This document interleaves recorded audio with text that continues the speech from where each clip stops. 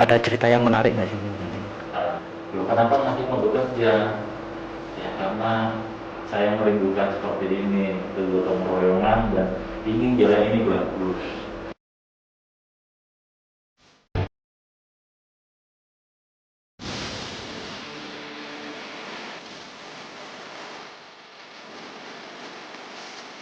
Tentara itu kan pasti bawa senjata dan yang pokoknya yang kayak gitu-gitu. Mungkin maaf nih, mungkin agak arogan, tapi tidak semuanya, itu hanya oknum-oknum saja dengan cara humanis. Makanya saya selalu menyampaikan kepada anggota saya, kunci sukses keberhasilan dalam tugas di lapangan cuma satu, yaitu berbuat baik dengan rakyat.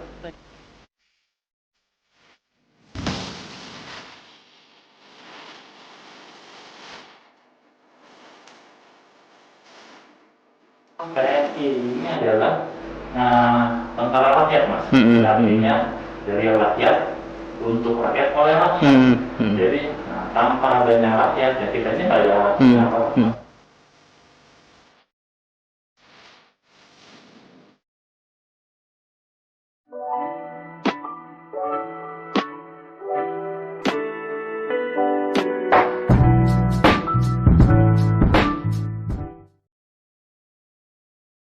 Assalamualaikum warahmatullahi wabarakatuh. Ketemu lagi dengan podcast John Duty yang memberikan informasi dari narasumbernya langsung. Nah, dengan siapa kali ini kita yang menjadi narasumber kita ini ada orang nomor satunya TNI Angkatan Darat di Cianjur ini, Dandim 0608 Cianjur, Letkol Kavaleri Riki Nuryadi. Ya. Assalamualaikum Dan. Sehat? Salam Mas, gimana? Apa kabar? Alhamdulillah sehat. Ya, salam sehat. Ya, kemudian kita langsung aja ya, karena kemarin itu kan juga ada, kita dengar ada program TNI TNI Manunggal membangun desa TMMD ke 111 ya. Kok nekat ini? Ya, ini kan soalnya kan setahu yang saya baca adalah TMMD adalah membangun infrastruktur. Nah, tapi di saat yang bersamaan ini dilakukan di saat di tengah pandemi yang seperti sekarang ini, seperti apa sih Komandan, bisa diceritakan gitu? Ya, baik Mas. Jadi kan TMMD ini sudah ke 111. Ya, mungkin ini tahun kedua TMMD di Indonesia ini dilaksanakan di masa pandemi. Artinya kita melaksanakannya dengan penuh tantangan sebenarnya.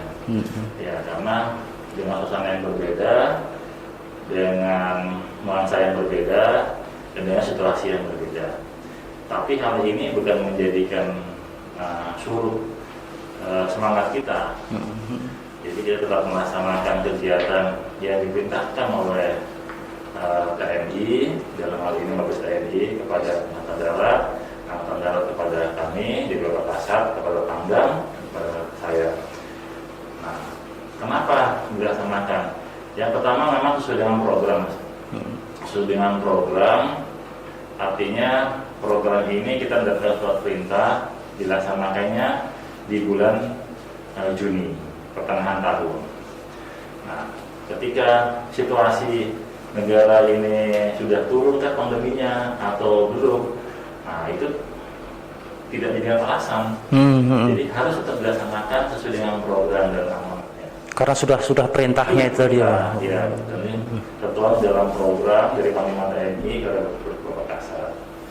Nah, kemarin yang 111 kita laksanakan dengan berbagai macam SOP, dengan berbagai macam formulasi cara melaksanakan kegiatan, tetapi dengan masa pandemi. Disitulah uniknya, Mas. Nah, iya, seperti apa ini? Saya jadi penasaran ini, Komandan. Seperti apa sih ketika TMMD dilaksanakan di tengah pandemi ini? Apakah ada prosedur sebelumnya yang dilakukan sebelum akhirnya melaksanakan TMMD di Desa Ciandam ya, Kecamatan Mande? Seperti apa, Pak? Nah, jadi yang pertama kita mempersiapkan dulu personil kita.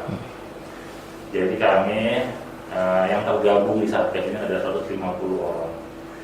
150 orang ini tentunya akan dicek kesehatannya masing-masing.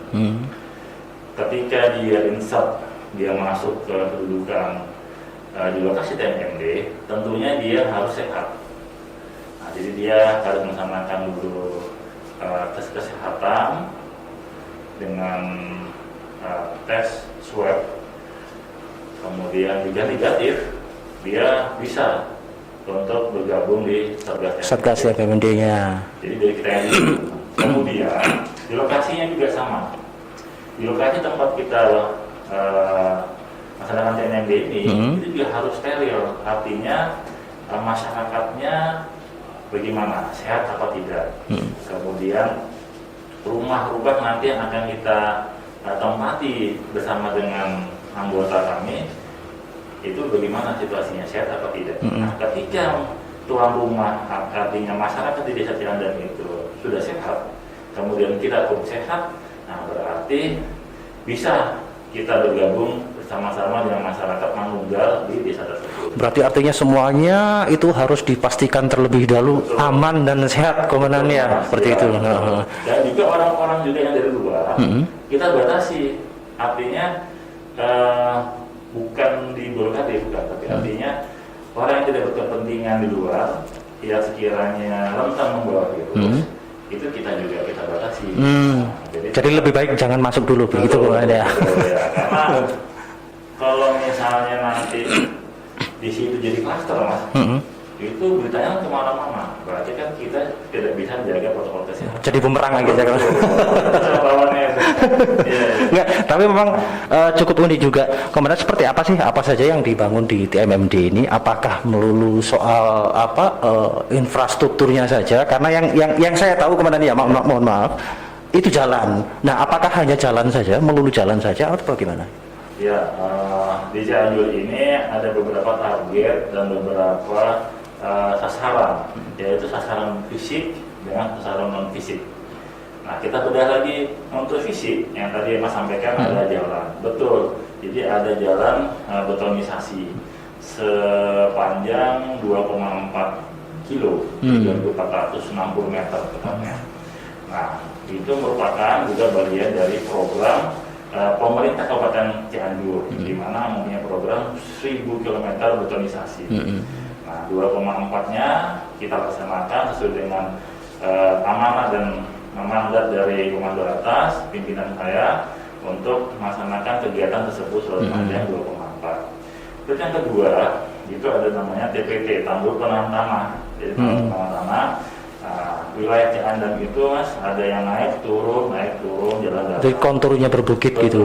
Nah, jadi untuk memperkuat infrastruktur jalan, Mas, adanya TPT. Terus yang berikutnya secara fisik ada pembangunan gorong-gorong. Jadi gorong-gorong membelah antar aliran parit kecil lah. Kemudian yang berikutnya itu ada pos kamling. Nah, pos kamling 2 unit. Terus kemudian ada juga perehapan renovasi Rutilahu. Jadi ada rumah masyarakat yang sangat memprihatinkan, yang lainnya termasuk kategori yang prasejahtera. Jadi kita survei mana yang cocok, kita dapat ada 5 rumah yang harus kita bedah.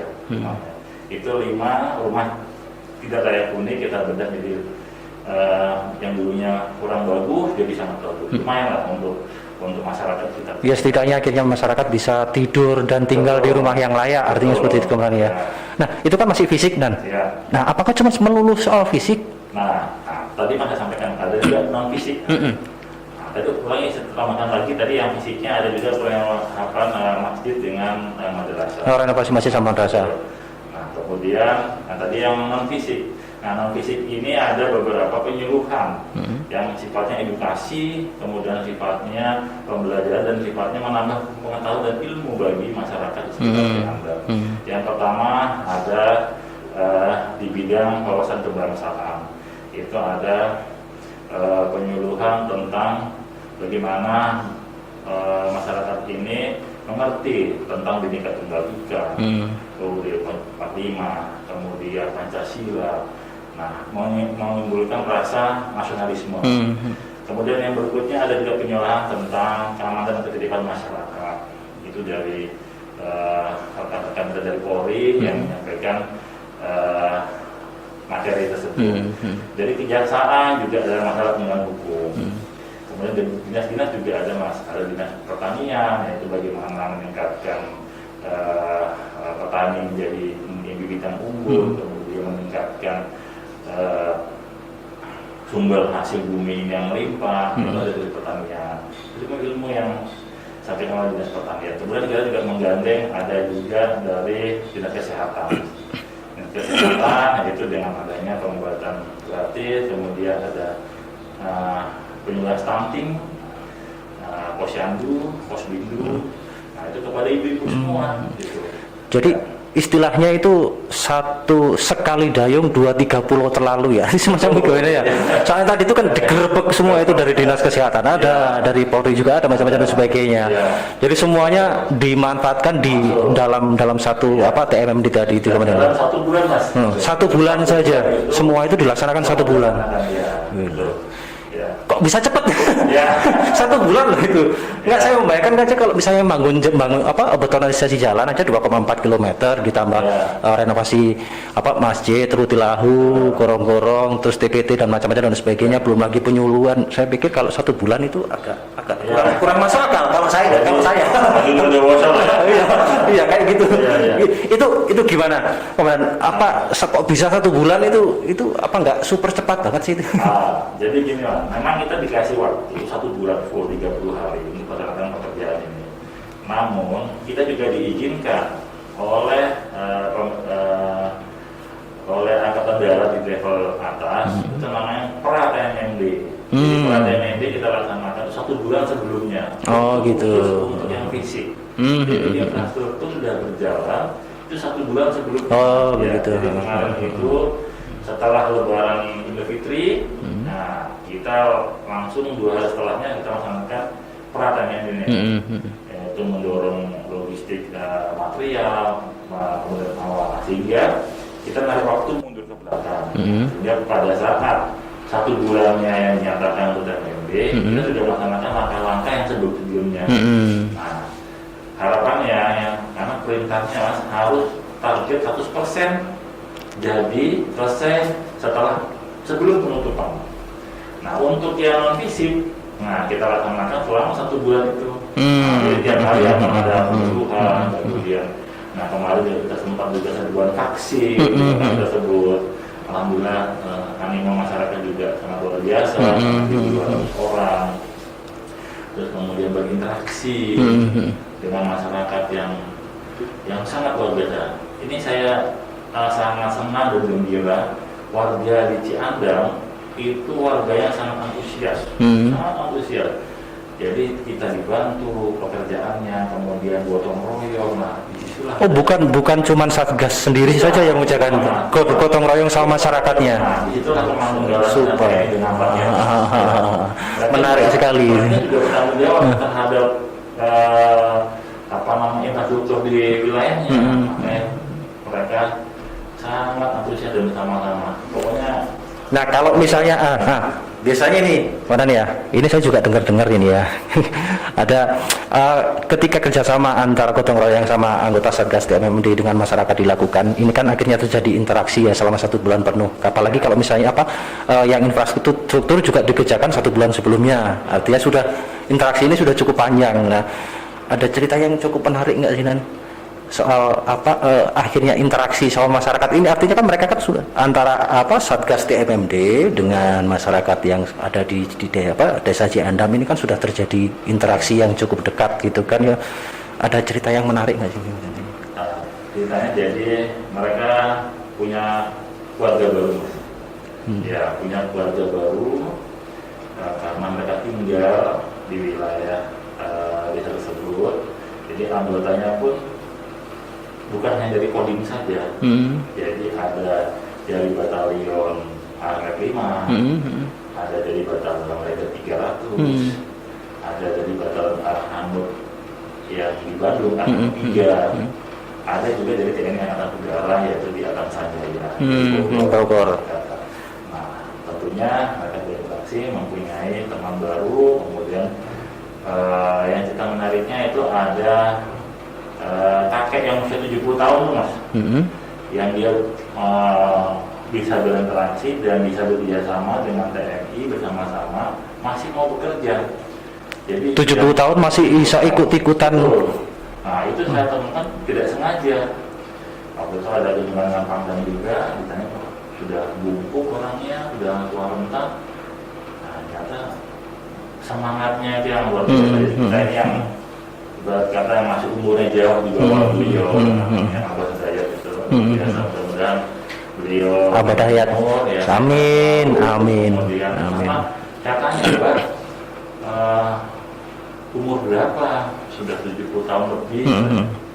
Loh kenapa masih mau bekerja? Ya karena saya merindukan seperti ini, bergotong royongan dan ingin jalan ini bagus. Subhanallah. Jadi memang itulah yang sangat luar biasa, sangat berkesan. Termasuk anak-anaknya yang dulunya nggak bisa bersepeda, nggak bisa lari-lari, sekarang bisa bersepeda. Bahkan Mas, setiap saya datangi rumah-rumah, itu hampir rata-rata warga di sana sampai meneteskan air mata.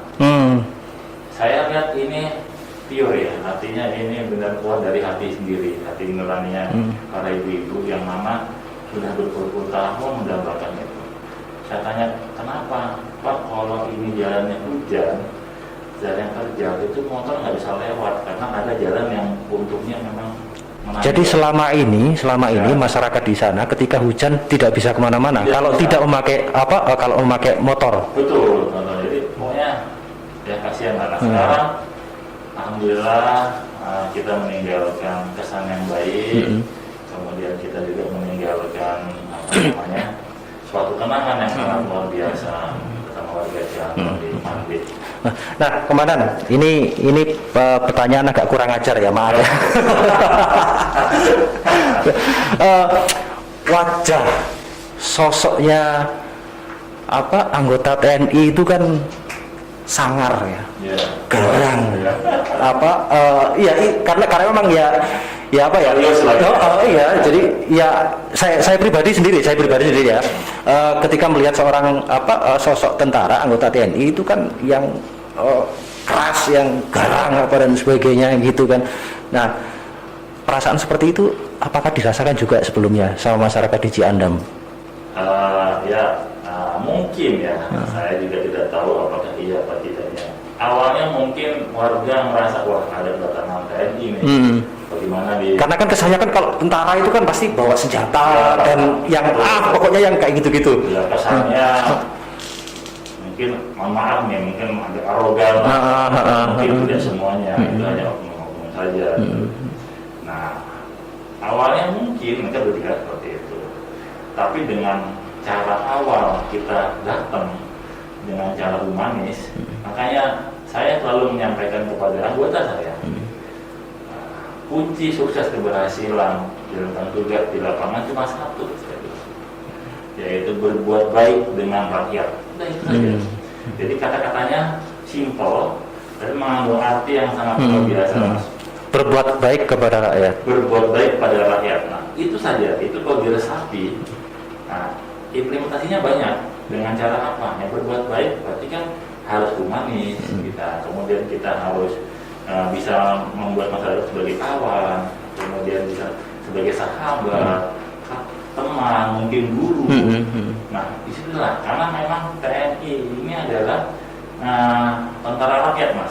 Artinya dari rakyat untuk rakyat oleh rakyat. Jadi tanpa adanya rakyat ya kita ini nggak ada apa-apa. Bahkan kekuatan kita ketika nanti ada invasi dari luar, dari negara-negara lain untuk menyerang negara Indonesia ini, kekuatan benteng terakhir itu di TNI dan rakyat. Nah itulah rakyatlah menjadi benteng terakhir juga sebenarnya. Itulah. Nah, ya ini saya juga dengar cerita ini Komandan ya. Kalau nggak salah namanya Serka Dwiljon atau siapa ya? Oh iya, Payung. Ya. Itu kan juga salah satu satgas yang tergabung di Satgas TMMD gitu kan. Dan beliau ya kan bercerita bahwa dia merasa awalnya memang masyarakat ada rasa agak canggung ya, karena memang tiba-tiba desa mereka kedatangan ratusan tentara gitu kan, akan kayak gimana gitu. Tapi setelah ada interaksi, mereka tiap hari ketemu, interaksi, kerjasama, gotong royong, macam-macam dan sebagainya, akhirnya semuanya itu akhirnya jadi luluh aja ketika mereka selalu bersama gitu ya. Nah terakhir itu kan ketika penutupan kan beliaunya mengatakan itu kan memang benar tadi kemarin bilang sudah jadi seperti saudara, seperti keluarga. Bahkan beliaunya sendiri juga ngomong seperti ini, seingat saya, kalau bisa saya ingin tinggal di sini lebih lama. Kenapa bisa seperti itu? Karena memang saya seperti menemukan keluarga baru di sini gitu. Dan permohonan dia terakhir adalah kepada warga, tolong jangan lupakan saya. Insya Allah saya juga tidak akan melupakan warga Desa Ciandam. Gimana? Ya, itulah bahwa bukti nyata suatu kedekatan, interaksi, hubungan emosional antara warga dengan kita prajurit TNI. Nah, saya sangat bersyukur dan saya sangat senang bahwa kehadiran kita ini dapat diterima oleh masyarakat. Bahkan ketika hari penutupan terakhir pun saya datang meninjau lokasi resmi itu bisa dibuka, itu betapa euforia yang sangat luar biasa. Kesedihan itu terlihat dari anggota-anggota saya yang akan kembali ke home base-nya masing-masing, meninggalkan desanya selama 1 bulan bersama-sama. Begitu juga di pihak masyarakat melepas mungkin saudara baru, kemudian ini sudah dianggap sebagai kakaknya atau mungkin ayahnya, mungkin abahnya. Nah, kedekatan itulah yang merupakan di mana kesenangannya itu luar biasa. Pengobat capeknya di situ. Melihat masyarakat itu senang, kemudian pemuda. Artinya bisa membuat senyum masyarakat itu betul. Sangat istimewa sekali. Anak-anaknya semua lah. Ya, itulah wujud dari keberhasilan mereka. Jadi saya pun sebagai komandan Satgas tidak akan bisa berbuat apa-apa tanpa adanya teamwork. Jadi kita lihat teamwork, nah kemudian juga bersama masyarakat ya, semua. Itulah semuanya kita kembali ke masyarakat, kita pun nanti kalau sudah pensiun mas, kita akan kembali ke masyarakat. Ya betul. Oke, Komandan, terima kasih atas waktunya dan atas informasinya dan juga kisah-kisah yang cukup inspiratif di balik DMMD-nya. Itu tadi cerita dari Dandim 0608 Cianjur di balik DMMD ke 111 di Desa Ciandam. Jadi memang bahwa ternyata anggota TNI itu ya rakyat juga, ya masyarakat juga. Artinya ya mereka ada untuk masyarakat, mereka ada untuk rakyat, mereka lahir untuk rakyat, dan mereka juga hidup dan matinya hanya untuk rakyat Indonesia. Terima kasih. Wassalamualaikum warahmatullahi wabarakatuh.